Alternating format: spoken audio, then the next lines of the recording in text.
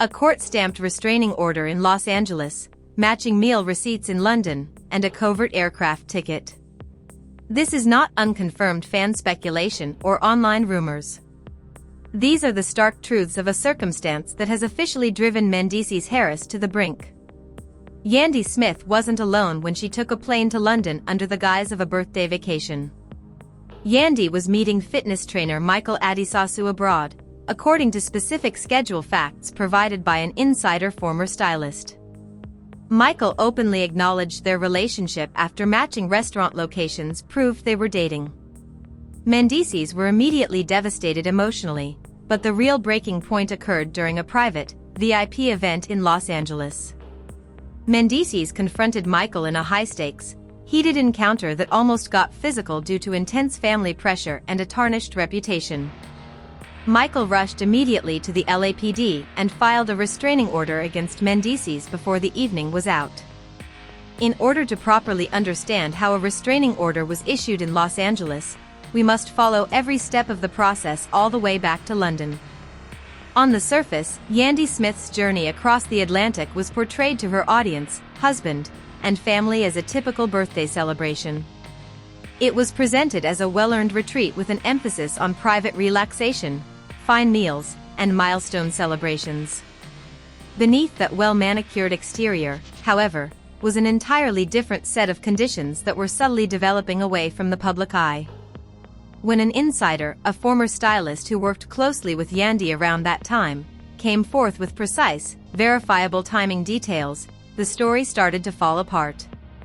This insider claims that the London schedule was set up around meetings unrelated to professional style obligations or birthday celebrations. The stylist revealed that important aspects of their daily schedules were directly coordinated, and that personal trainer Michael Adesosu was in London at precisely the same time. Specific information on hotel reservations, private meal reservations, and local transportation was emphasized, suggesting a coordinated schedule as opposed to a chance event. Specific factual proof began to surface when these assertions started to circulate around close industry groups. Within hours of each other, Yandy and Michael posted images from upscale restaurants in Mayfair and Soho that showed the same interior design features, matching table arrangements, and different background architecture. A thorough examination of the time zone uploads, background reflections, and particular menu items offered at these upscale venues revealed a distinct trend. These weren't typical tourist destinations. Both people were present within precisely the same time frames in these exclusive, reservation-only establishments. When Michael Adesosu himself addressed the matter on social media, the situation transcended indirect evidence. Instead of releasing a traditional denial to clear his name, Michael shared video footage and subtle words that effectively acknowledged a personal relationship between them. While trying to make it clear that it wasn't a committed, long-term love relationship, he alluded to their time together in London and framed it as a meaningful experience. Michael successfully reinforced the fundamental assertions made by the former stylist by publicly acknowledging the existence of a connection, turning hushed industry discussion into unquestionable truth. The revelation of these confirmed data was a terrible blow to Mendeecees Harris back home. An intolerable reality was formed when it was discovered that his wife was spending personal time abroad with another man. This information was supported by eyewitness reports, location data that matched, and public statements made by the trainer. This was not an instance of ambiguous internet opinion or unidentified sources. Real people, verified places, and direct statements were all part of the recorded sequence of events. Mendeecees experienced an immediate and strong emotional impact that drastically changed his trust and made him face a scenario that was quickly endangering his marriage, his family unit, and his reputation as a husband. The fact that those in Mendeecees' near one circle, including close family and business acquaintances, were now fully aware of the facts added to the strain. The facts had been made so evident by the former stylist's revelations that it was no longer possible to ignore them. Mendeecees had to deal with internal family turmoil that required answers while processing the reality of the London meeting. Every new piece of information about the flight schedules, the restaurant receipts, And Michael's covert internet affirmations fueled an already tense situation and prepared the ground for an imminent in-person confrontation that would soon transition from private disputes into the court system. The emotional repercussions in Mendeecees Harris's personal life reached a critical breaking point in the immediate wake of the London discoveries. Michael Addison's public admissions and the timeline of Yandy's journey that was documented had a severe psychological toll. Mendeecees had to deal with a complicated situation.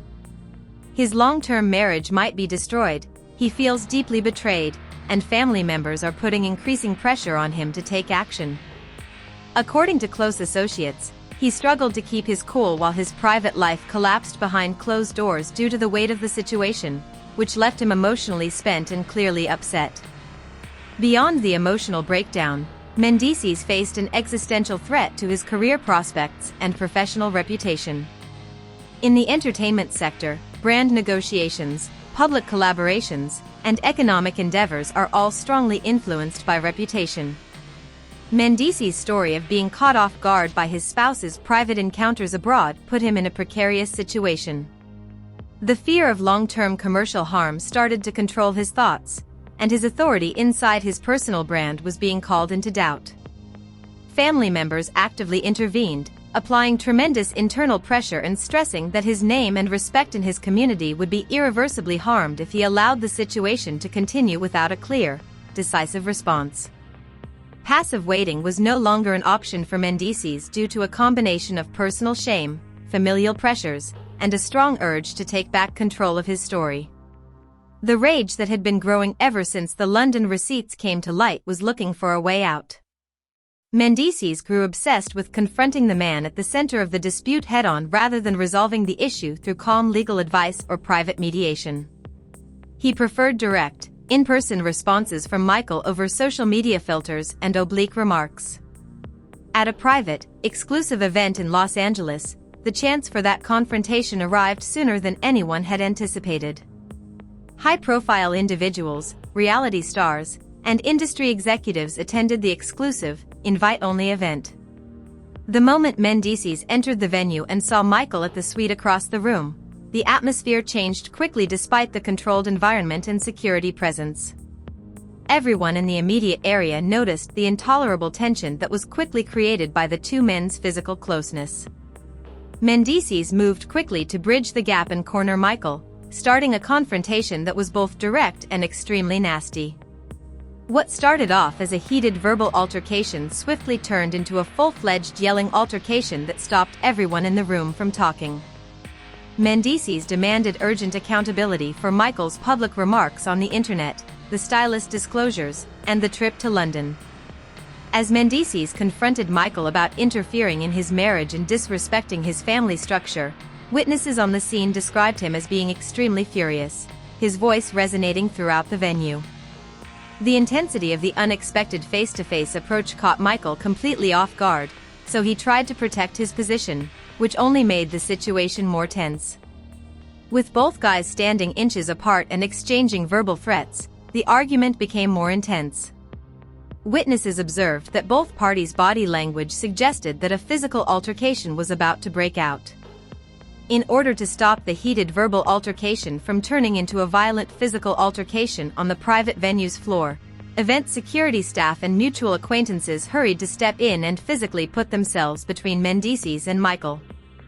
Every person in attendance was drawn to the shouting match, guaranteeing that the specifics of the altercation would not stay inside the Los Angeles venue. The altercation too demonstrated the extent of the harm and demonstrated that the conflict between Mendeecees and Michael had progressed well beyond personal disagreements. Although Mendeecees had stated his position clearly, his aggressive behavior at the occasion caused a whole other set of repercussions. Repercussions that would take this private issue straight into the legal system. The violent altercation at the private gathering in Los Angeles was the tipping point, turning an acrimonious personal conflict into an ongoing legal nightmare. Mendeecees was removed out of the local vicinity, bringing an end to the hectic scenario as security team members battled to keep the two men physically apart. However, Michael Addy Samuels was clearly startled and alarmed by the encounter's emotional shockwaves. Michael made the decision to take swift, decisive legal action to shield himself from more unforeseen encounters after realizing that the animosity was far from ended and that his personal safety was directly threatened. Michael went to the police to file a lawsuit against Mendeecees Harris within hours of the confrontation. He formally filed a request for an emergency restraining order, citing the violent nature of the encounter in Los Angeles, the verbal threats made during it, and his intense fear for his personal safety. The court affidavit described the specifics of that night, including how Mendeecees cornered him in a public place and a pattern of increasing hostility resulting from the London discoveries. Michael successfully set a clear boundary by taking the issue straight to court, guaranteeing that Mendeecees would face harsh criminal penalties for any further interactions. Both the entertainment business and legal circles were rocked by the announcement of the restraining order, which hit the media like a sledgehammer. The legal filing was a disastrous turn of events for Mendeecees. What had begun as an effort to protect his honor and hold Michael responsible had backfired, putting him at risk of imprisonment, court appearances, and mobility restrictions. Given that both men operate within overlapping social, business, and celebrity networks in large cities like New York and Los Angeles, the order particularly requires Mendeecees to keep a tight physical distance from Michael at all times. This creates a logistical headache. Yandy Smith was caught in an extremely difficult situation in the middle of the storm as a result of this abrupt legal escalation. Yandy's personal and professional lives were collapsing due to the controversy, as she was torn between a personal trainer supported by court orders and an enraged husband vying for his respect. Her marriage had already been destroyed by the former stylist's allegations about the trip to London, but Michael's legal ploy made a public reconciliation all but impossible. Yandy had to deal with heavy scrutiny from legal counsel, family members, and business partners at the same time, since each court motion was a continual public reminder of the covert London meetings. The restraining order's immediate effects also caused significant upheaval in Mendeecees' larger family. The harsh reality of court orders and legal liability now confronted Mendeecees' relatives, who had previously urged him to defend himself and resolve the matter. Urgent attempts at damage management replaced calls for action as the internal pressure on Mendeecees changed. In order to determine whether Michael's filing was legitimate, determine how it would affect Mendeecees' continuing business obligations, and get ready for future court proceedings where judges would decide whether to make the protection order permanent, defense lawyers were brought in. The relationship between the three people is still at its lowest point as the court date draws near. The shift from personal suspicions in London to a full-fledged physical altercation in Los Angeles, and ultimately into a chilly legal battlefield, demonstrates how quickly things went entirely out of control. Mendeecees is currently at a critical juncture. In an effort to mend his broken personal life and safeguard his future, he must negotiate the stringent requirements of a court-mandated restraining order. The story has been irreversibly altered by the paper trail created by the London receipts, the eyewitness reports from Los Angeles, and the official court documents, leaving a shattered marriage and an ongoing legal battle in their wake. It is crucial to stand back and consider the wider picture as this passionate story continues to play out in the public view. First and foremost, please remember that the entire film and all of its contents were made solely for amusement, news reporting, and discussion. Here, the objective is to use an interesting storytelling narrative to analyze high-profile public events, documented timelines, and media reports. It is not intended to invade anyone's private life or render final moral judgment. We urge everyone in our community to handle these issues fairly, critically, and with respect because each person involved is a real human being negotiating difficult, high-stakes situations. Our primary goal in dissecting these intricate tales is to provoke meaningful conversation and learn what you, the audience, genuinely believe about how these public relationships play out. We want to know how you see the whole situation because your viewpoint is what keeps this channel functioning. Do you believe that, in light of the circumstances, the legal proceedings taken were warranted? Or should this entire dispute have been handled purely behind closed doors? What are your thoughts on how public pressure affects these practical choices? Please share your ideas, opinions, and in-depth theories in the space provided for comments below. Let's start a serious discussion.